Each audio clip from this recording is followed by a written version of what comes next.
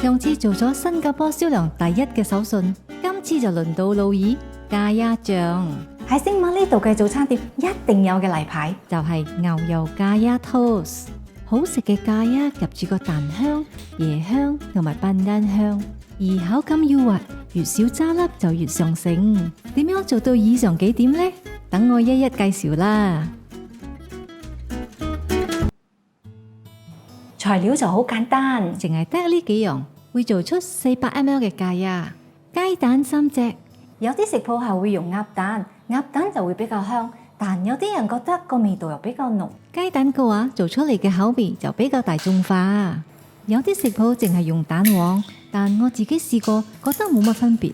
3隻雞蛋大概150 gram， 但如果你淨係用蛋黃，就需要大概5個蛋黃嚟補翻到150 gram。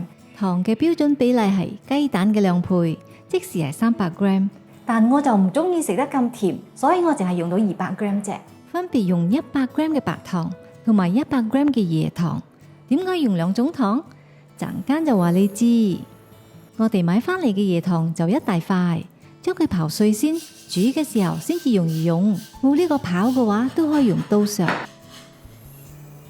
新鮮嘅椰奶亦都係雞蛋嘅2倍，即是係300 ml。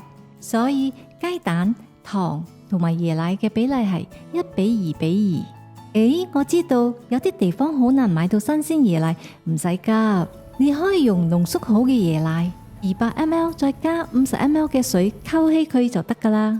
用椰奶嘅一個小貼士就係加啲咁多嘅鹽，吊起椰奶嘅味道。將全部材料撈勻嘅時候，千祈就唔好用呢個發蛋嘅動作，慢慢攪，盡量唔好攪出氣泡，因為發泡嘅話會令煮加鴨時更加容易煮出渣粒，口感就唔順滑噶啦。要留意呢啲仲未攪散嘅蛋白，一定要俾啲耐心攪散佢。最後我哋隔篩2次，確保佢冇泡同埋渣粒。第一次都仲有啲渣粒，可以壓散佢哋。材料就準備好啦，而家就將呢個壺加熱，將啲水揮發晒，就會變成加鴨醬啦。最好就係用瓷器，我就揾到一個燉盅。瓷嘅話能夠保持一個穩定嘅溫度，俾啲水慢慢揮發。咁樣嘅話，壺入邊就唔會形成大渣粒，加鴨醬就會滑。而用不鏽鋼嘅話，因為傳熱太快，就好容易將個壺煮熟成為渣粒，所以不鏽鋼就冇咁好啦。隔完第2次之後就完全冇晒渣粒。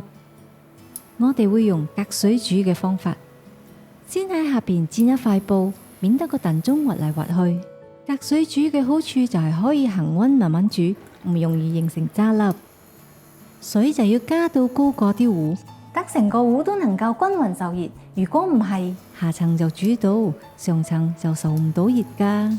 我哋仲會落5片班丹葉一齊煮，俾佢嘅味道融入個加鴨醬入邊。冚蓋之前一定要用布包，免得個倒汗水滴翻落去。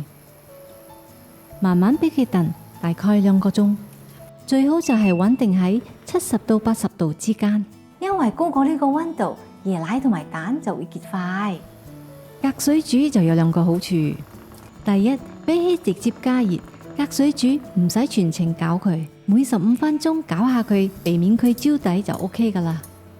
第二，呢個方法能夠慢慢煮，煮得好耐，煮得越耐，醬入邊嘅水分揮發得越透徹，加鴨醬越襟擺，唔容易壞。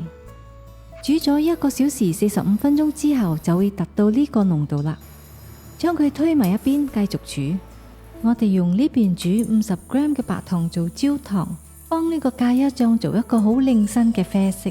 啲糖啱啱變金黃色，仲未得噶，我哋繼續煮。你需要留意佢嘅泡泡，而家啲泡泡都仲好少啫。一見到啲泡泡好多嘅時候，就即刻逗起個煲離火。用呢個方法就一啲都唔驚煮燶，但係又可以將個焦糖煮到好濃嘅啡色。趁啲焦糖仲係熱嘅時候，快快將佢倒入加鴨醬入邊，凍咗就倒唔到噶啦。跟住將佢攪到均勻，冚蓋俾佢煮埋最後嘅15分鐘。大大話話都已經煮咗成2粒鐘，入走啲班丹葉先，用隻匙羹筆少少嚟畫一條線，條線唔會沉翻落去噶。呢個就係我哋要嘅結度啦，放埋一邊俾佢攤凍。都攤咗幾粒鐘，係時候 check 下個成果啦。哇，睇下個色水幾靚，而佢嘅 texture 就真係又細又滑，係要隔水煮呢個方法先至容易達到呢個效果。如果用直接加熱嘅方法呢，因為水揮發得比較快，所以比較慳時間。但係就算全程攪佢，都係會生渣粒，冇隔水煮咁滑。真係煮到鞋晒，就用攪拌機將佢打翻滑啦。隔水煮出嚟嘅芥一醬，只要收喺密封嘅樽入邊，就可以放喺雪櫃1-2個月都冇問題。而家就做星馬經典早餐牛油芥一 toast。古早味就一定用呢種印度人做嘅麵包，傳統就用炭爐，我喺屋企用焗爐就少咗個炭香味。切走啲麵包皮之後，就將個麵包枕1開4，然後喺焗爐用200度每面焗佢2分鐘，咁出邊就有焦焦地嘅感覺，外邊脆，入邊仲係好軟熟噶。呢個芥一醬真係好香，有晒蛋香、椰香同埋淡淡嘅笨蛋香，聞到都流晒口水啊！仲記唔記得我哋用一半嘅椰糖同埋一半嘅白糖呢？椰糖嘅甜又純又有椰香，而另外一半呢，我哋就用白糖，因為白糖嘅甜先至係濃烈嘅甜，能夠令個芥一醬更加惹味。咁我哋呢度牛油芥一 toast 就完成啦。如果覺得我呢條片有幫到你，俾個 like我，咁我就有動力拍更多嘅片俾大家啦。